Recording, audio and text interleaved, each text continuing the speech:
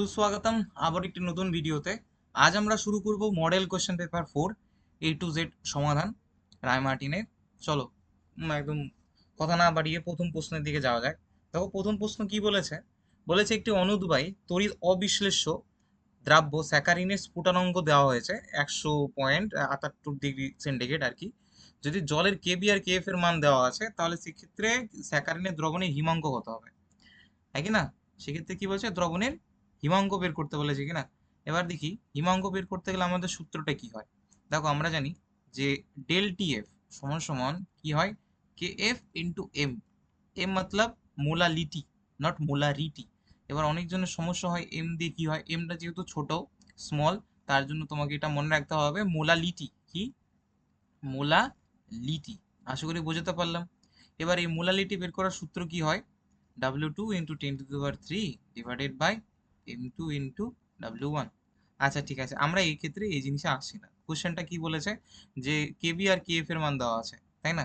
তাহলে আরেকটা ইকুয়েশন হবে সেক্ষেত্রে কি, কেবিটার জন্য ইকুয়েশনের স্ফুটনাঙ্কের জন্য তো del TV is equal to KB into M. Okay, আশা করি বোঝাতে পারলাম। ঠিক আছে, এবার যেহেতু স্ফুটনাঙ্ক দেওয়া আছে 100 ডিগ্রি বা 100.78 ডিগ্রি সেন্টিগ্রেড, তো ডেল টিভি আমরা বের করতে পারি। তো ডেল টিভির কত হবে, ডেল টিভিটা হবে 100, মানে এটাকে আমি যদি ইয়েতে নিয়ে যাই কি সেন্টিগ্রেডকে সেন্টিগ্রেডেই রাখি, কেলভিনে নিয়ে গেলে কি হবে 273 পরে কেটেই যাবে, তো বেকার। ঠিক আছে, একবারে এখানেই করে দিচ্ছি। তো 100.78 মাইনাস কত, 100 ডিগ্রি। ঠিক আছে, তো জলের জন্য বলেছে না, তো জলের জন্য আমরা 100 ডিগ্রি নিয়ে চলি। এবার কেবির মান হলো তোমার কত 0.5, আর এখান থেকে তাহলে আমি এম এর মান পেয়ে যাবো। তো এক্ষেত্রে এম এর মান কি হবে, এটা যদি বিয়োগ করি তাহলে বিয়োগ করে আমাদের হাতে থাকতেছে 78, তাই না? 0.78 দেখে বোঝাচ্ছে, ডিভাইডেড বাই কত, 0.5। ওকে, এবার পয়েন্ট পয়েন্ট উঠিয়ে যদি আমরা ভাগ করি, ভাগাকার করা যায়, তাহলে সেক্ষেত্রে আমার আসবে 1.5। আর ইহার একক কি হয়, মোল পার কেজি, হ্যাঁ কি না? তাহলে এম পেয়ে গেলাম। এবার এই সূত্রে আমি এটাকে বসিয়ে দিব। তো দ্রবণীয় হিমাঙ্ক চেয়েছে, হ্যাঁ কি না? তাহলে আগে ডেল টিএফটা বের করে নি, দেন তোমার ডেল টিএফ সমান সমান যেটা হয় সেক্ষেত্রে আমরা বের করবো। কেএফ এর মান দেওয়া আছে 1.86 বসিয়ে দিলাম, ইন্টু মোলালিটি বেরোলো আমাদের 1.5। তো ডেল টিএফ আমাদের উত্তর কত আসতেছে, ডেল টিএফ আসতেছে হলো 2.79 কেলভিন। ঠিক আছে, আশা করি বুঝতে পারলাম। এবার দ্রবণের হিমাঙ্ক কিভাবে বের করে, দ্রবণের হিমাঙ্ক চেয়েছে যেহেতু, তো দ্রবণের হিমাঙ্ক বের করব। দ্রবণের হিমাঙ্ক সমান সমান 0 ডিগ্রি মাইনাস 2.79 ডিগ্রি সেন্টিগ্রেড। আশা করি তাহলে উত্তর হবে -2.79 ডিগ্রি সেন্টিগ্রেড। চলো শেষ, সমাধান করলাম, আশা করি বুঝতে পারলাম। নেক্সট নেক্সট পরের কোশ্চেন কি বলেছে যে সমুদ্রের ইলিশ মাছকে যদি পুকুরের মিষ্টি জলে রাখলে মাছটি মারা যায়, স্বাভাবিক ব্যাপার। এবার মিষ্টি জল ইলিশ মাছের দেহের তুলনায় আর কি হাইপোটনিক হয়। এবার এই জিনিসটা একটু বলে দিই। জিনিসটা হলো হাইপো কথার অর্থ কি, হাইপো একটা শব্দ আছে, হাইপার কি আছে, হাইপার। তো হাইপার কথার অর্থ হলো বেশি, আর হাইপো কথার অর্থ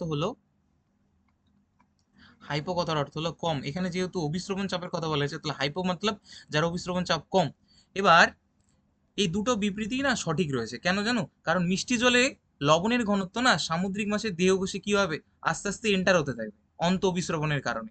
এবার এই অন্ত অভিস্রবণের কারণে যখন যত আর কি জল প্রবেশ করবে, তাহলে কি হবে, অ্যাট এ টাইমে সেই যে মাছের যে ভিতরে যে থাকা কোষটা, ওটা ফেটে যাবে আর কি। তো আস্তে আস্তে মাছটা মারা যাবে। তাহলে একদম সঠিক আছে বক্তব্যটা, এবং আর বিবৃতি আর কারণটা দুটোই সঠিক রয়েছে, তাই না? ঠিক আছে, চলো পরের প্রশ্ন দিয়ে যাওয়া যাক। দেখো হেনরি সূত্র দিয়ে আমাদের মডেল সেট ওয়ানেও কোশ্চেন ছিল, এটাও এখানেও সলভ করিয়ে দিচ্ছি। দেখো আমরা জানি যে কেএইচ এর মান, তাই না, আর হলো তোমার কি বলে দ্রাব্যতা, এটা পরস্পরের বিপরীত সম্পর্কযুক্ত। মানে কেএইচ এবং দ্রাব্যতা তাদের কি সম্পর্কযুক্ত, বিপরীত সম্পর্কযুক্ত। তো সেক্ষেত্রে কেএইচ এর মান যার বেশি হবে তার দ্রাব্যতা কি হবে, কম হবে। এবার দ্রাব্যতার সঠিক ক্রম চেয়েছে, তাহলে কেএইচ এর মান এখানে কার ক্ষেত্রে আর কি কম রয়েছে, কেএইচ এর মান দেখি আমি কম রয়েছে কোথায় দেখতে পাচ্ছি। কেএইচ এর মান আমার এখানে কম রয়েছে হলো তোমার হিলিয়ামের জন্য, তাই না? আর অক্সিজেনের জন্য রয়েছে হলো 10⁻⁴.2। ঠিক আছে, তাহলে সেই ক্ষেত্রে তাহলে আমরা বলতে পারি, মানে একটু আগেই বললাম যে কেএইচ এর মান যত কম হবে দ্রাব্যতা তত বেশি হবে, কেএইচ এর মান যত কম দ্রাব্যতা তত বেশি। আশা করি বোঝাতে পারলাম। এবার তুমি যদি লক্ষ্য করো যে ইহাদের মধ্যে সব থেকে কেইচ এর মানটা কোথায় বেশি রয়েছে, কেইচ এর মান মানে হিন্দ্রি ধ্রুবকের মান কোথায় বেশি রয়েছে? নাইট্রোজেনের বেশি রয়েছে, তারপর হাইড্রোজেনের, and then oxygen, and then তোমার হলো হিলিয়াম। ঠিক আছে, এবার গ্যাসের দ্রাব্যতার সঠিক ক্রম যদি বলি, তাহলে অক্সিজেন গ্যাসের আর কি জলে দ্রাব্যতার প্রবণতা একটু বেশি অন্যান্যদের তুলনায়। তাহলে আমরা অক্সিজেনকে সামনে আগে লিখবো, দেন তোমার কি লিখতে পারি, oxygen greater than hydrogen, greater than তোমার পড়তেছে হলো তোমার নাইট্রোজেন, তারপর পড়তেছে হলো তোমার হিলিয়াম। মানে এবার তুমি ভেবে দেখো, হিলিয়ামে রয়েছে 1.5, নাইট্রোজেনের রয়েছে হলো তোমার কত 8.6, তারপর 7.0 এবং অক্সিজেন রয়েছে 4.2। ঠিক আছে, আশা করে বুঝতে পারলাম। চলো নেক্সট, পরের কোশ্চেন, পেজ নাম্বার 2, উপরের দিকে রয়েছে কোশ্চেন। হ্যাঁ, একটা অঙ্ক, তাই না? তো অঙ্কটাতে কি বলেছে ভালো করে দেখো, বলছে 30 ডিগ্রি উষ্ণতায়, কি বলেছে 30 ডিগ্রি উষ্ণতায় বিশুদ্ধ জলের বাষ্পচাপ দেওয়া হয়েছে কত, 17.51। দেখো, বিশুদ্ধ বলতে তুমি নট ইউজ করবা, আর বাষ্পচাপ তো মানে পি, তাহলে 17.51 গ্রাম 51 মিলিমিটার পারদ তোমার হলো বিশুদ্ধ, কি বিশুদ্ধ কি বাষ্পচাপ, তাই না? বিশুদ্ধ জলে বাষ্পচাপ। এবার এমনি বাষ্পচাপের অবনমন বলতে কি বোঝায়? বাষ্পচাপের অবনমন বলতে বোঝায় হলো ডেল পি। ডেল পি কত আমাদের? ডেল পি আমাদের কত দাদা ভাই? 0.0614 mm/Hg, তাই না? এবার আমাকে কি চেয়েছে? আপেক্ষিক অবনমন চেয়েছে বেটা, তাই না? কি চেয়েছে? আপেক্ষিক অবনমন আর মোল ভগ্নাংশ চেয়েছে। তো সেক্ষেত্রে আপেক্ষিক অবনমনটা কিভাবে বের করবো? দেখো, আপেক্ষিক অবনমন খুবই সোজা, এরকমই অঙ্ক আসার আর কি, মানে এরকমই সামথিং যদি কোশ্চেন আসে তাহলে খুবই সোজা হবে তোমাদের পক্ষে। কি হবে? Del p divided by P naught. এবার ডেল পি মান কত? 0.0614 ডিভাইডেড বাই 17.51। বুঝতে পারলে? এটার অ্যান্সার কত আসবে আমাদের? এটার অ্যান্সার আসবে আমাদের 0.0035। ঠিক আছে, আর এটাই হলো তোমাদের মূল ভগ্নাংশ। কারণ আমরা জানি যে পি নট বাটে P divided by P not is equal to chi two, আর এটাকে বলা হয় আপেক্ষিক অবনমন, তাই না? আর এই পি নট মানে স্পিনিটকেই আমরা ডেল পি দ্বারা চিহ্নিতকরণ করি। এবার বলেছে দ্রবণে জলের মূল ভগ্নাংশ। আমরা জানি কাই 1 প্লাস কাই 2 সমান সমান 1 হয়। কাই টুর মান যদি আমি এখানে বসাই, তাহলে কাই 1 ইজ ইকুয়াল টু 1 মাইনাস কি কাই 2, তাহলে 1 মাইনাস 0.0035 যদি আমরা বিয়োগ করে দিই, তো সেক্ষেত্রে অ্যান্সার আসবে কত? 0.9965। ওকে, বুঝতে পারলাম। চলো নেক্সট কোশ্চেনে যাওয়া যাক। দেখ, বলছে প্রকৃত দ্রবণ আর কোলোডীয় দ্রবণের মধ্যে পৃথকীকরণ কিভাবে করবো। দেখো, কোলোডীয় দ্রবণের যে কণা রয়েছে, ওই কণা আর কি আলোর বিচ্ছুরণ করতে পারে, অর্থাৎ তিনডাল এফেক্ট দেখায়। কট্রেল পদক্ষেপ দ্বারা আমরা বিভিন্ন ধোঁয়া থেকে সেই কণাগুলো, কার্বনের কণাগুলো আলাদা করতে পারি। এটা হলো এক প্রকার ইলেকট্রোলাইসিস পদ্ধতি। কি কি পদ্ধতি? ইলেকট্রোলাইসিস পদ্ধতি। ঠিক আছে, আশা করি বুঝতে পারলাম কি পদ্ধতি, এক প্রকার ইলেকট্রোলাইসিস পদ্ধতি। ঠিক আছে, তারপর নেক্সট রয়েছে তোমার হলো কিডনি বিশ্লেষণ। বাবা, কিডনি বিশ্লেষণ কি আমাদের? দেখো, কিডনি বিশ্লেষণে আমরা হিমোডায়ালাইজার আর বিপরীত আধান তঞ্চনজনিত ঘটনা, সেটা হলো আমাদের সুলজারডি নিয়ম। এটা বহুত রয়েছে, যে যার যত আধান বেশি তার আর কি তঞ্চিত হওয়ার প্রবণতা অনেক বেশি, সুলজারডি নিয়মে এটা বলা হয়েছে। নেক্সট, টুথপেস্ট, এটা এক প্রকার ভাই সল, এক প্রকার। সেই সলের এমন একটা সল মাধ্যমটার পরিমাণটা একটু বেশি থাকে, বুঝতে পারলা? বিস্তার মাধ্যমের পরিমাণটা কি থাকে? বেশি থাকে। তো তো সেক্ষেত্রে অ্যান্সারটা কি হবে? মাধ্যমটা অবশ্যই কি হবে? টুথপেস্টের মাধ্যমটা অবশ্যই কি হবে? তরল হবে। আর একটা টুথপেস্টের মধ্যে কঠিন দ্রাব্যকণা মিশে রয়েছে, তাহলে অবশ্যই বিস্তৃত দশা কি হবে? কঠিন হবে। ঠিক আছে, এই টাইপের কোশ্চেন আসারও প্রবণতা রয়েছে। ঠিক আছে, ধোঁয়াশা কুয়াশা ধোঁয়া এই সমস্ত জিনিস। ঠিক আছে, 6 নম্বর কোশ্চেন ডান। এন্ড দেন আমাদের 7 নম্বর, 7 নম্বর তো না, হ্যাঁ 7 নম্বর কোশ্চেন। দেখো কি বলেছে, দ্রাবক আকর্ষী কোলয়েডের সংরক্ষণ ক্ষমতা তার স্বর্ণ সংখ্যার একদম ব্যস্তানুপাতিক। ইহাদের মধ্যে কোনটা সঠিক চাইছে? সঠিক, তাই না? এবার দেখো, এবার কথাটা হলো, আমি যদি নিচ থেকে শুরু করি তাহলে আমি সুলজি-হার্ডি নিয়মটা হালকা করে বুঝিয়ে দিতে পারবো। দেখো, এখানে আধান হলো, আমি মাইনাস নেগেটিভ ওগুলো দেখো না, মানে পজিটিভ নেগেটিভ দেখো না, তুমি আধানের মানটা দেখো, এখানে মাইনাস, তাই এখানে নেগেটিভ আধান হয়েছে 3, আর এখানে রয়েছে 2, এখানে রয়েছে 1। যার আধান বেশি না তার তঞ্চন হওয়ার প্রবণতা বেশি, সে তঞ্চিত বেশি হবে। কে বলেছে? বিজ্ঞানী আমাদের সুলজিয়ার্ডি নিয়ম, তাই না? তো তঞ্চন হওয়ার প্রবণতা এখানে বেশি। তাহলে উত্তরটা হওয়ার এখানে উল্টা হওয়ার কথা, বাট এখানে উল্টো রয়েছে। কোল্ড ক্রিম, কোল্ড ক্রিম তেলে জল, এটা হলো জল তেল জাতীয়। আর স্টার্চে যদি জল দাও তাহলে দ্রাবক আকর্ষিত সল তৈরি হয়, তৈরি কি বলছে, তৈরি হয় না। তো সেই ক্ষেত্রে আমাদের অ্যান্সার এটাই আসতেছে, বাট তাও আর কি বলে দিই, এটা ফার্স্ট লেকচারে আমি বলেছি যে এটা একটা আর কি মানে উদাহরণের মাধ্যমেও আর কি বোঝানোর চেষ্টা করেছি যে যাদের আর কি gold number, gold number, gold number দিয়ে আমি বোঝানোর চেষ্টা করেছি যে তোমাদের লাইফে যে যে গোল্ড গুলো আছে, মানে তোমাদের লাইফে যে অরেট গুলো আছে, মতলব সোনাগুলো রয়েছে, যত সোনা কম হবে, যত তোমাদের জীবনে সোনা থাকবে না, মানে সোনা মানে বুঝতে পারতেছো আমি কার কথা বলতেছি, তো ওদের পরিমাণ যত কম থাকবে তাহলে তুমি সংরক্ষিত থাকবা ডিউরিং ইউর প্রিপারেশন, তাহলে তুমি সংরক্ষণ বেশি হয়ে থাকবে। তার মানে সংরক্ষণ কোলয়েডের জন্য আর কি আমাদের স্বর্ণ সংখ্যা কি হয়, ব্যস্তানুপাতিক সম্পর্ক হয়, এটা আমি বলে দিয়েছি, কোনো সমস্যা নেই। ব্যাচে যদি সমস্যা হয় আমার বলো, আমি বলে দেবো। 8 নাম্বার, উড়োজাহাজ থেকে মেঘের আধানের বিপরীত আধানযুক্ত বালুকণা মেঘের মাঠে আর কি ছিটিয়ে দিলে কৃত্রিম বৃষ্টিপাত হয়, একদম সঠিক কথা। আর মেঘের কোলরীয় জলকণার বালুকণার বিপরীত আধান দ্বারা প্রশমিত হয়, একদম। তার উপর থেকে যখন আমরা আর সেই আর কি উড়োজাহাজ থেকে আর কি কি বলবো ওটাকে, কি বলেছে, আধানযুক্ত বিপরীত আধানযুক্ত বালুকণা ই করব, বিপরীত আধানযুক্ত, বিপরীত কেন? কারণ বিপরীত, আমি ধরো পজিটিভ আধানযুক্ত কোনো কণা ফেলছি মেঘের ওপর, তো এর মধ্যে রয়েছে নেগেটিভ আধান, তো এটা আর এটা দ্বারা কি হয়ে যাবে, প্রশমিত হয়ে যাবে। তো প্রশমিত হওয়ার পর কি হয়ে যাবে, প্রশমিত হওয়ার পর কি ঘটবে, জমাট বাঁধবে, আর জমাট বাঁধার পর আস্তে আস্তে নিচের দিকে নেমে পড়বে বৃষ্টির রূপে। তার মানে একদম সঠিক কথা। তার মানে কি বলেছে, এ আর উভয় সঠিক, আর ব্যাখ্যাটাও সঠিক। সরি, জলের উপস্থিতিতে ক্লোরিন বিরঞ্জিত করে, তাই না? একদম সঠিক কথা ভাই। এই যে বিরঞ্জন ক্ষমতা, আবারও নতুন একটা মডেল সেটা করিয়েছিলাম, তাও বলে দিচ্ছি। আমাদের ক্লোরিন যখন অক্সিজেন মানে জলের সাথে রিয়াকশন করে তখন উৎপন্ন করে হাইপোক্লোরাস অ্যাসিড, এই যে হাইপোক্লোরাস অ্যাসিড, এই হাইপোক্লোরাস অ্যাসিড আবার উৎপন্ন করে জার্মান অক্সিজেন।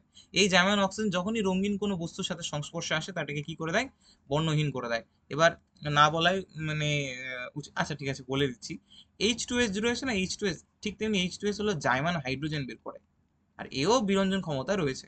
তাহলে ক্লোরিন হলো বানায় হলো জার্মান অক্সিজেন, এবং H2S মানে হাইড্রোজেন সালফাইড বানায় হলো কি, জার্মান হাইড্রোজেন। নেক্সট, ডি কক্ষের উপস্থিতির জন্য নানা পার্টিকেল অ্যাস্টোরিয়াস অফ বিন্দাস, তাই না? অর্থাৎ ফসফরাস, আর্সেনিক, অ্যান্টিমনি, বিসমাথ, এরা ট্রাই হ্যালাইড সহজে আদ্র বিশেষিত হয়, কিন্তু পিসিএল বেটা আদ্র বিশেষিত হয় না। দেখো আদ্র বিশ্লেষণের ব্যাপারটা আমি বলেছিলাম যে আদ্র বিশ্লেষণ তারাই হয়, আদ্র বিশ্লেষণ তারাই হয় যাদের ভ্যাকেন্ট ডি অরবিটাল থাকে, ঠিক আছে? ভ্যাকেন্ট ডি অরবিটাল থাকবে, বুঝতে পারলা? কি থাকবে, ভ্যাকেন্ট ডি অরবিটাল। নাইট্রোজেনের না ভ্যাকেন্ট ডি অরবিটাল নেই, নাইট্রোজেনের সরি ফসফরাসের না সেই পি অরবিটালটা নেই, মানে পি অরবিটাল তো কেন ডি অরবিটালটা নেই, ফাঁকা ডি অরবিটাল নেই। আর যদি ফাঁকা ডি অরবিটাল না থাকে তাহলে সে কি করবে, জলে নিঃসঙ্গ ইলেকট্রন যোগ সেখানে অ্যাটাক করতে পারবে না, আর অ্যাটাক না করলে আদ্র বিশ্লেষিত হবে না, ঠিক আছে? এবার আরেকটা জিনিস আর কি এখানে রয়েছে, তো আমি আমি একটু বলে দিতে চাই। দেখো পিসিএল দিয়ে যখন আদ্র বিশ্লেষিত হয়, এটা মনে রাখবা, হ্যাঁ, H3PO3 উৎপন্ন করে এবং অ্যাসিড মানে HCl উৎপন্ন করে। PCl5 যখন আদ্র বিশ্লেষিত হয়, মানে PCl5 যখন তখন উৎপন্ন করে হলো তোমার POCl3 আর HCl অ্যাসিড। ঠিক আছে, আশা করি বুঝতে পারলাম।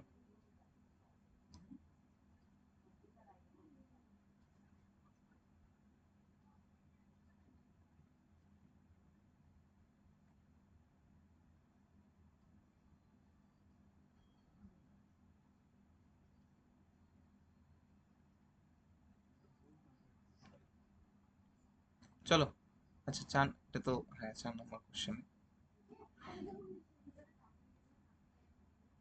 বলেছে। 11 নম্বর কোশ্চেনে বলেছে এতগুলো হাইড্রেট দেওয়া আছে, এর মধ্যে স্ফুটনাঙ্ক সব থেকে বেশি হবে। দেখো স্ফুটনাঙ্ক আসলে আমার মাথায় যে জিনিসটা আসে সেটা হলো হাইড্রোজেন বন্ডিং ব্যাপারটা। কি, হাইড্রোজেন বন্ডিং ব্যাপারটা। দেখো হাইড্রোজেন বন্ডিং, হাইড্রোজেন তার লাইফে 3 জনের সাথে যুক্ত হওয়ার প্রবণতা রাখে, মানে যুক্ত তো সবার সাথে বেশিরভাগ হয়। যদি হাইড্রোজেন বন্ডিং এর কথা ধরি তাহলে ফোনের সাথে যুক্ত হতে হয়, এবং তার শর্তগুলোও রয়েছে, জানো কি শর্ত? কি হতে হবে, আকার কি হতে হবে, সাইজ কি হতে হবে, কম হতে হবে। এবার ইলেকট্রোনেগেটিভ, ইলেকট্রোনেগেটিভিটি হাই হতে হবে, এবং 3 নাম্বার লোন পেয়ার থাকতে হবে। একটা মিনিমাম কমপক্ষে একটা আর কি লোন পেয়ার থাকতেই হবেই, এটা হলো শর্ত। এবার জলের মধ্যে যদি দেখি,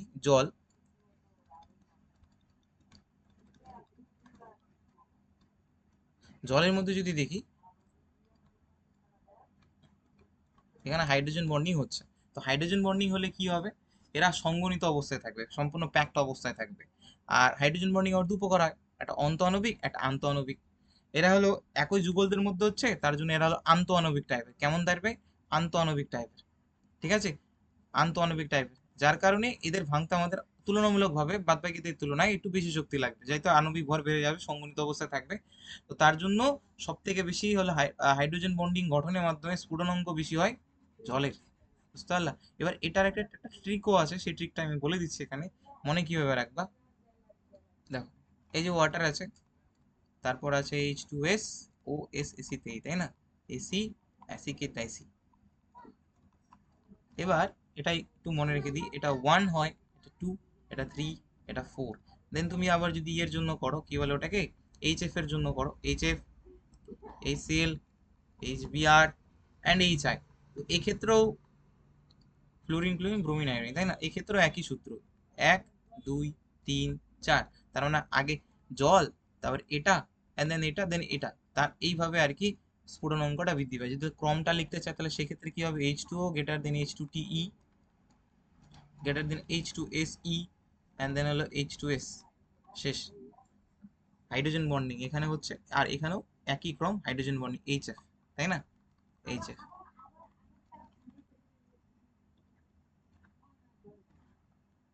বুঝতে পারলা? এবার হাইড্রোজেন বন্ডিং আর তিনটা ডট দ্বারা বোঝানো হয়, যাই হোক জানো তোমরা।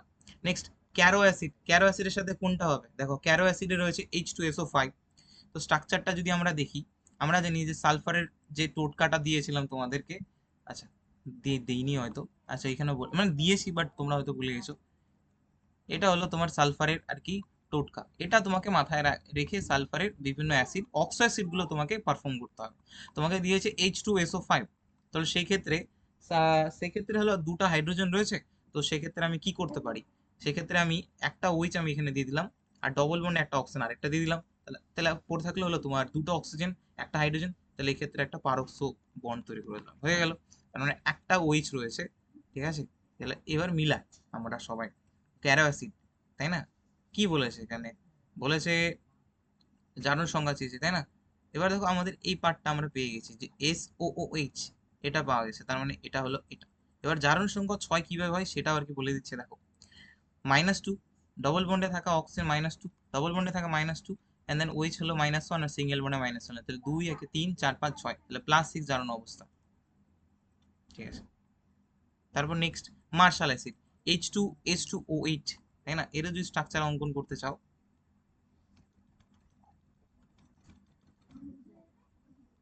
H2S2O8, আমি এটা করি দিই, বাদ বাকিগুলো তোমরা করে নিও, হ্যাঁ, যেহেতু সলভ করতেছি তোমরা একটু খেটে খেটো একটু বাড়িতে। বললো এরকম হওয়ার প্রবণতা, এটা এটাই তো টোটকা ছিল, হ্যাঁ কিনা বেটা, এটা টোটকা ছিল কিনা ছিল না, আচ্ছা খুব সুন্দর ব্যাপার ছিল। কিন্তু কথাটা হলো এখানে এবার এস আছে দুটো, তাহলে আমরা দুটো এস নিলাম, ডবল বোন অক্সিজেন দিয়ে দিলাম, ডবল বোন অক্সিজেন, এটা হলো তোমার সর্বপ্রথম কাজ। আর এটা কেন হয়, এরকমই কেন হয়, কারণ ভাই সালফার হলো 18, তোমার হলো 16 নম্বর গ্রুপে থাকে, তাই 6টা হাত বানাবো, দেখো দুটা হাত দুটা হাত, এদিকে 3 এদিকে 4, তাহলে 6টা হাত হয়ে গেল। এবার এক্ষেত্রে এদিকে একটা হাত, এদিকে আমার প্রবণতা থাকবে যে ওইচ বসানো আগে, বুঝতে পারলা, ওইচ বসিয়ে দিলাম। এবার অক্সিজেন কটা আছে, 8টা অক্সিজেন আছে, তাই কি না। এরপর কি করতে পারি, তোমাদের মধ্যে কি করা যায় আর, এবার আমি ধরো এখানে ডবল বন একটা অক্সিজেন দিলাম, এখানেও ডবল বন একটা অক্সিজেন দিলাম, তাহলে কটা, তিনটা, আর তিনটা অক্সিজেন খতম হয়ে গেল, দুটো হাইড্রোজেন খতম হয়ে গেল। তাহলে আমি একটা কাজ করি, আর 8টা বানানোর জন্য মাঝখানে আর দুটো অক্সিজেন মানে পারক্সো বন্ড দিয়ে দিই, এটা হলো পারক্সো ফরমেশন, পারক্সো বন্ড, তাই না। তার মানে এরকম হবে মার্শাল অ্যাসিডের সংকেত। আর মার্শাল অ্যাসিডের জন্য আমি আগেও একটা লেকচারে বলেছিলাম যে এদের SOOS বন্ধনটা থাকে, তাই না। তাহলে কত হবে, 2 এর C। আর বাদ বাকিগুলো তোমরা করে নিতে পারো, এটা তোমাদের উপর ছেড়ে দিলাম, আশা করি পারবা, ঠিক আছে। এবার জারণ সংখ্যা কত হয়, 6, সেটাও একবার দেখিয়ে দিই। দেখো -2, এর জন্য -2, এর জন্য -1, আর এর সিঙ্গেল বন্ডের জন্য -1, তাহলে এটার জন্য 6 যদি হয়, এটার জন্য 6ই হবে, তাই না। তারপর নেক্সট, হয়ে তো গেল মনে হয়, তাই না, নিচে বাকি আছে, হ্যাঁ এটা বাকি আছে। হাইড্রোজেন হ্যালাইডের মধ্যে কোন ধর্মের সঠিক ক্রম নয়? সঠিক ক্রম নয়। আম্লিক চরিত্রের আর কি দিয়েছে, যে আম্লিক চরিত্রের সঠিক ক্রমটা আমি এটা পেয়েছি, অর্থাৎ আইনীয় চরিত্রের সাথে বোঝানোর চেষ্টা করেছি। এটা সঠিক ক্রম নয় আর কি। ঠিক আছে, কেন? কারণ যত আমরা উপর দিক থেকে নিচের দিকে নামবো, তাহলে বন্ধন দুর্গটা কি হবে? বৃদ্ধি পাবে। যত বন্ধন দুর্গ বৃদ্ধি পাবে, বন্ড বিভাজন শক্তি হ্রাস পাবে। আর বন্ধন বিভাজন শক্তি যদি হ্রাস পেয়ে যায়, তাহলে এইচ প্লাস তাড়াতাড়ি মুক্ত হবে। তো সেই ক্ষেত্রে এই লজিকটা খাটিয়ে উত্তরটা এটা হলো। তারপর নেক্সট 5 নাম্বার বলছে নাইট্রোজেনের সর্বোচ্চ জারণ সংখ্যা 5 হয়, কিন্তু সর্বোচ্চ যোজ্যতা 4 হয়। ঠিক আছে, বলেছে নাইট্রোজেন নিষ্ক্রিয় গ্যাসের হলেও সাদা ফসফরাস কঠিন প্রকৃতির হয়। N2HPO3 একটি আম্লিক লবণ, P2O5H3PO4 এর একটি অ্যানহাইড্রাইড। এর মধ্যে কোনটি সঠিক নয় বলেছে। ঠিক আছে, আচ্ছা দেখা যাক। নাইট্রোজেনের কথাই যেহেতু বলেছে, নাইট্রোজেনটাই আমরা যদি দেখি, তাহলে নাইট্রোজেনের কি রয়েছে? নাইট্রোজেন নানা পাটেকার অ্যাসোরিয়া সাব বিন্দাস, তাই না? নাইট্রোজেন রয়েছে হলো তোমার 15 নম্বর গ্রুপে, বাইরের কক্ষে রয়েছে হলো তোমার 5টা ইলেকট্রন। এবার এদের না ডি অরবিটাল নেই, এদের ডি অরবিটালটা নেই। তো ডি অরবিটালটা যদি না থাকতে পারে, তাহলে সেক্ষেত্রে জিনিসটা কি হতে পারে? এর জারণ সংখ্যা 5 আছে, আমরা জানি, বুঝতে পারলাম জারণ সংখ্যা 5 আছে। এবার 5 হওয়ার কারণে ব্যাপারটা আমি তোদেরকে ব্যাপারটা বোঝাতে চাচ্ছি, দেখ। আমি একটু নিচের দিকে যাই। নানা পাটেকার অ্যাসোরিয়া সব বিন্দাস। এবার ইহাদেরকে যদি বলা হয় হায়ার অক্সিডেশন স্টেট বের করার জন্য, তো সেক্ষেত্রে এদের +5 হবে। আর এর লোয়ার অক্সিডেশন স্টেটটা হবে তোমার কত? 5 থেকে আমরা 2 বিয়োগ করে দেবো, তাহলে কত হবে? 3। ঠিক আছে, আশা করি বুঝতে পারলাম। এবার নাইট্রোজেনে যদি আমি ইলেকট্রন বিন্যাস করি, কত আছে? 5 আছে।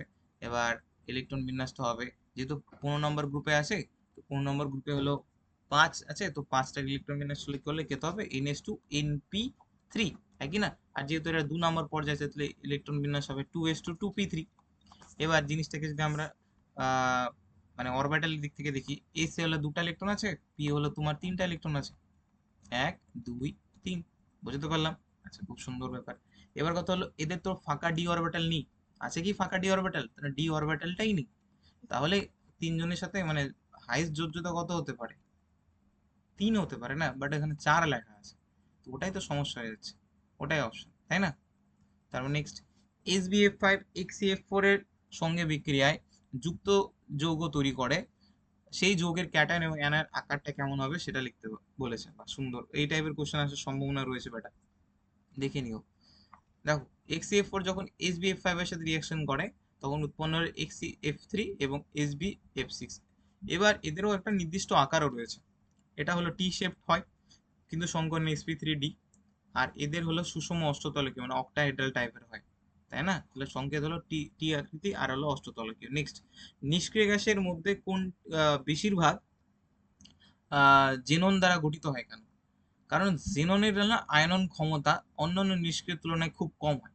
যাদের আয়নন ক্ষমতা খুব কম হয়, মানে প্রথম আয়নেশন এনার্জি নিষ্ক্রিয় গ্যাসের থেকে একটু খুব কম, প্রায় অক্সিজেনের সমান। আর মানে এই কারণে আর কি জেনন না তুলনামূলকভাবে তীব্র যে তড়িৎ বিশ্লেষক, সরি, তড়িৎ ঋণাত্মক যে মৌলগুলো রয়েছে, যেমন অক্সিজেন আছে, নাইট্রোজেন আছে, ফ্লুরিন আছে, সেই সমস্ত মৌলদের সাথে যুক্ত হয়ে যৌগ গঠন করতে পারে। ঠিক আছে, তারপর নেক্সট কি বলেছে? এটা একটা ভালো কোয়েশ্চেন, হ্যাঁ।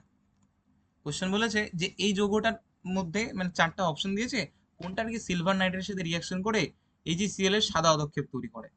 দেখো, এটা আমি বলেছিলাম যে কি বলে এটাকে, হ্যাঁ, CH2 Cl টাইপের জিনিস তোমাকে দেখতে হবে, তাই না?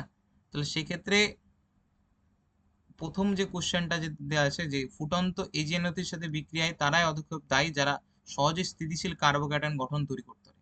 অপশন ডি তে দেখতে হবে ব্রিজ হেড একটা কার্বন, ব্রিজ হেড কার্বন বাদ দিয়ে টারশিয়ারি অ্যালাইলিক হ্যালাইড সহজেই সিএল বর্জন করে এজির সাথে যুক্ত হওয়ার সাদক্ষতা দেয়। ভিনাইল এবং অ্যারাইল ক্লোরাইড কোনোদিন আর কি রেজোনেন্সের কারণে অংশগ্রহণ করে, তার জন্য এরা কোনোদিন আর কি অধক্ষেপ দেবে না। যেমন এই এর মধ্যে রয়েছে ইলেকট্রন, তাহলে এই ব্যাপারটা কি বললো, রেজোনেন্স করে এমন করবে। তারপর এও করবে ইলেকট্রন, এ রেজোনেন্সে করলো। তাহলে আমার হাতে অপশন পড়ে থাকতেছে, এটাই পড়ে থাকতেছে, তাই না? তারপর নেক্সট, বলেছে ফিনাইল ম্যাগনেসিয়াম ব্রোমাইড এর সাথে XD2O কার্বন ডাইঅক্সাইড তারপর হলো ফর্মালডিহাইড রিয়াকশন করে কি উৎপন্ন হয়। প্রথমে D2O যদি রিয়াকশন করে তাহলে সেক্ষেত্রে আমাদের উৎপন্ন হয় ফিনাইল MgBr, তাহলে সেক্ষেত্রে উৎপন্ন হয় আমাদের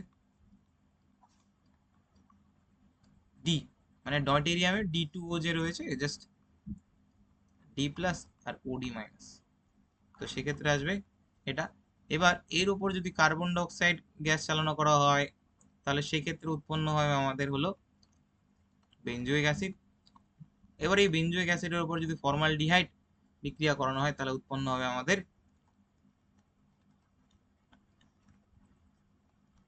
বেনজিন, তার উপর CH2OH, তাই না? আশা করি বুঝতে পারলাম, তাই না? Benzyl alcohol. এবারে টলুইনকে যদি অতিরিক্ত ক্লোরিন আর ইউভি তৎপরতায় যদি বিক্রিয়া করানো হয় এবং পরবর্তীতে ক্যালসিয়াম হাইড্রোক্সাইড দিয়ে অন্তিম উৎপন্ন পদার্থকে বিক্রিয়া ঘটানো হয় তাহলে সেক্ষেত্রে কি উৎপন্ন হবে? ক্লোরিনের উপর যদি অতিরিক্ত মানে টলুইনের উপর যদি অতিরিক্ত কি বলে ওটাকে ক্লোরিন দেওয়া হয় তাহলে সেক্ষেত্রে কি হবে? CCl3 উৎপন্ন হবে, মানে তিনটায় হাইড্রোজেন রিপ্লেস হয়ে যাবে। এরপর যদি এর উপর যদি ক্যালসিয়াম হাইড্রোক্সাইড দেওয়া হয় তাহলে এটা আদ্র বিশ্লেষিত হয়ে উৎপন্ন হয় আমাদের এই তিনটা সিল আবার রিপ্লেস হবে OH দ্বারা, তাহলে উৎপন্ন হবে COH3 আর বেনজিন রিং। নেক্সট বলছে অ্যালকিল হ্যালাইডের ডিহাইড্রো হ্যালোজিনেশন ফলে অধিক প্রতিস্থাপিত অ্যালকিনটি মুখ্য বিক্রিয়াজাত পদার্থ হয়, আর এটি হলো E2 বিক্রিয়ার দ্বারা আর কি হাইপার কনজুগেশনের মাধ্যমে স্থিতিশীল করে, একদম সঠিক। এবার অ্যালকিল হ্যালাইডের মুখ্য বিক্রিয়া পদার্থ কিভাবে আমরা নির্ণয় করি সেটা দুভাবে হয়, একটা সেটজব নীতি আর এটা হলো হফম্যান নীতি। তো সেটজব নীতি হলো ডিহাইড্রো হ্যালোজিনেশনে ফলো হয়, আর ডিহাইড্রো হ্যালোজিনেশনে সেটজব নীতির মাধ্যমে ট্রানজিশন স্টেটে দ্বিবন্ধন চরিত্র আসে, আর এই দ্বিবন্ধন চরিত্র দুটো জিনিস করতে পারে, সেটা হলো হাইপার কনজুগেশনও করতে পারে, রেজোনেন্সের করতে পারে, যার কারণে এটি স্থিতিশীল হয়। একদম সুন্দর, দুটাই সঠিক উত্তর, মানে ব্যাখ্যার আর যে বিবৃতি দুটা সঠিক। ডিডিটি সংক্রান্ত কোনটি সঠিক নয়? ডিডিটিতে H2SO4 দরকার পড়ে, একদম একদম। এটি একটি কনডেনসেশন এবং সংঘনন প্রক্রিয়া, একদম, কারণ অনেক মানে একের অধিক আর কি তোমার লাগে মনোমার লাগে। ডিডিটি প্রস্তুত ক্লোরাল ইলেকট্রোফিল হিসেবে কাজ করে না, ক্লোরাল ইলেকট্রোফিল হিসেবে কাজ করে না, ঠিক আছে? এটা হলো মানে একটা প্রোটোনয়েড হয়, ঠিক আছে?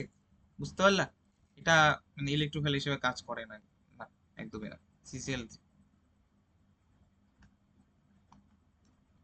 নেক্সট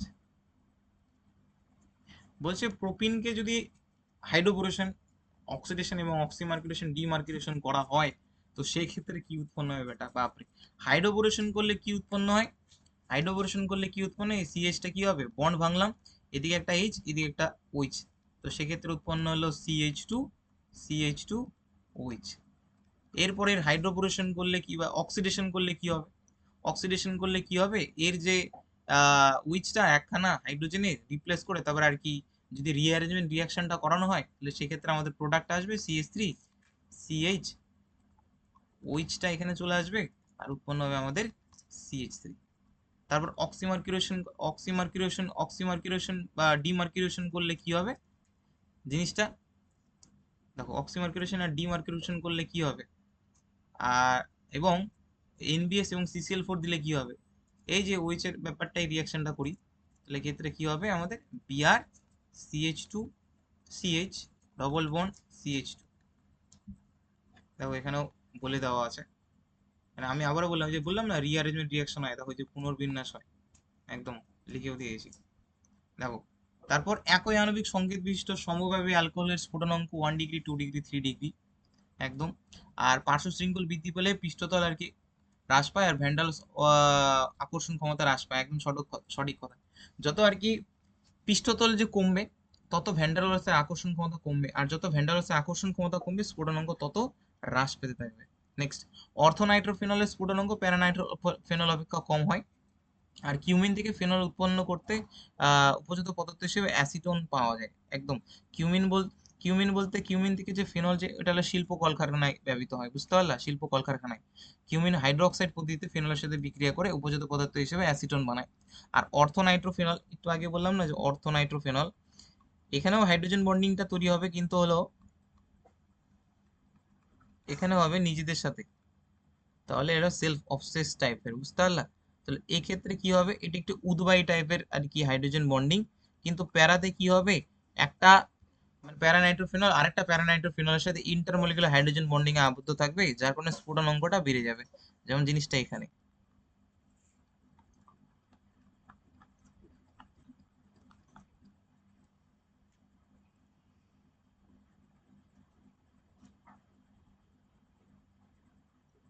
কি হবে, নাইট্রোফেনল তাই না, প্যারা নাইট্রোফেনল ঠিকই তো আছে, হ্যাঁ।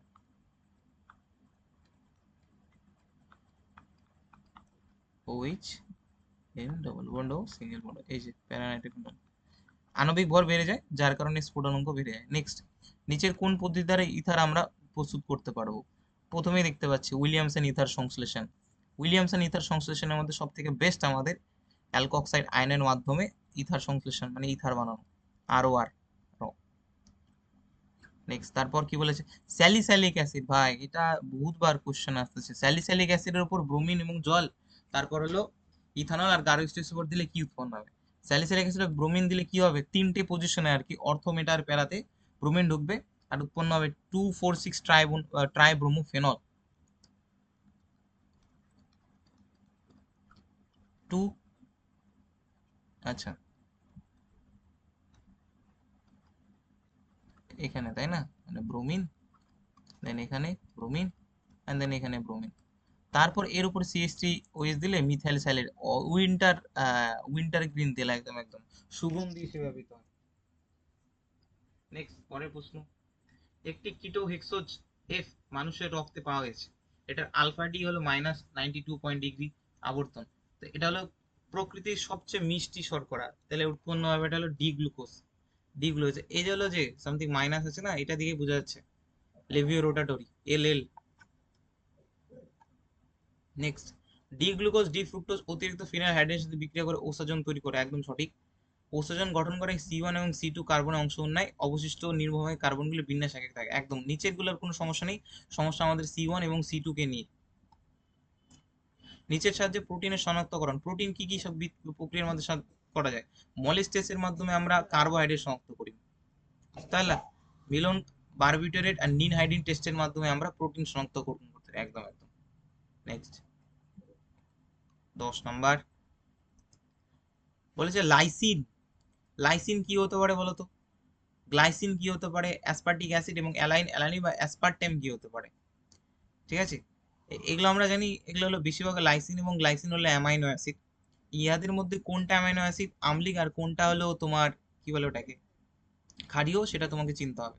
লাইসিনটা হলো তোমার ক্ষারীয় অ্যামাইনো অ্যাসিড, গ্লাইসিনটা হলো তোমার প্রোসোম, সম্ভবত প্রোসোমো হলো, গ্লাইসিনটা হলো সম্ভবত প্রোসোমো, আর অ্যাসপার্টিক অ্যাসিড এবং অ্যালাইল অ্যালানিন বা অ্যাসপারটেম, এটা হলো কৃত্রিম মিষ্টিটা, নন সুগার টাইপের আর কি অ্যাসপারটেম। তাহলে 4-এর হবে A। আর তোমার তো গ্লাইসিন হচ্ছে, তাহলে গ্লাইসিন তো আম্লিক, আম্লিক তো হচ্ছে না, তাহলে অ্যাসপার্টিক অ্যাসিডটা হলো তোমার আম্লিক, আর তো গ্লাইসিনটাকে আমরা ডাইপেপটাইড তো দিতে পারবো না, তো তার জন্য এখানে একটু সমস্যা ছিল, তার জন্য আমি এটা আর কি ওইভাবেই রেখে দিয়েছি।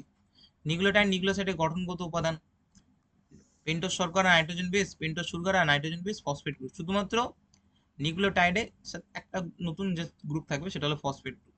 নিচের কোন পলিমারটির জৈব ক্ষয়িষ্ণু polymer? Polylactic acid, polycaprolactone, nylon 66, nylon 26। ঠিক আছে, এখানে শুধুমাত্র একজনকে বাদ দিয়ে সবগুলো হলো বায়োডিগ্রেডেবল, সেটা হলো নাইলন 66, যার হলো মনোমানটা কি, হ্যাঁ, অ্যাডিপিক অ্যাসিড আর এক্সামিথিলিন ডায়ামিন। নেক্সট, লাস্ট কোশ্চেন আমাদের, নমনীয় থার্মোপ্লাস্টিক রবারকে কম নমনীয় বেশি প্রসারণশীল করার জন্য কি করা হয়? ভ্যালকানাইজেশন, একদম আড়াআড়ি ভাবে সালফারের বন্ধন তৈরি করা, একদম সঠিক দেওয়া আছে। নেক্সট, নিচের কোনটি কনডেনসেশন পলিমার নয়? টেফলন কনডেনসেশন পলিমার না, এরা হলো এরা হলো জুতো পলিমার।